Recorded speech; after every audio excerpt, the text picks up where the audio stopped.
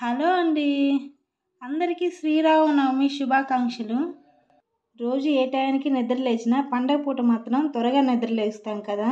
అయితే ఈరోజు మార్నింగ్ నేను కూడా త్వరగా నిద్ర లేచేసి పానకం వడపప్పు చేద్దామని చెప్పేసి వడపప్పునైతే ఒక అరగంట సేపు బాగా నానబెట్టుకోవాలి. అరగంట తర్వాత బాగా క్లీన్ చేసుకుని ఒక పక్కన పెట్టుకోవాలి.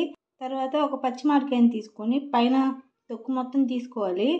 తర్వాత ఈ మామిడికాయ బద్దని చిన్న చిన్న ముక్కలుగా కట్ చేసుకోవాలి.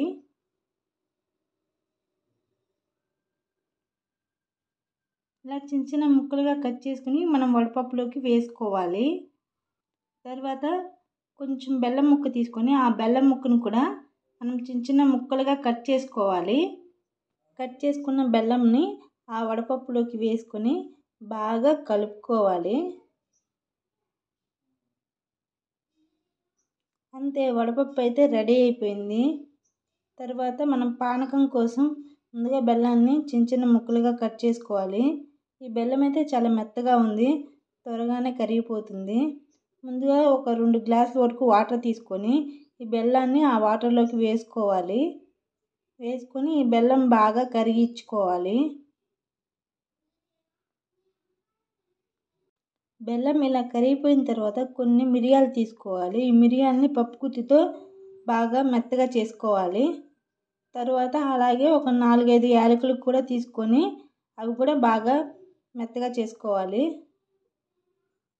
ఈ రెండింటిని ఆ వాటర్లోకి వేసుకోవాలి.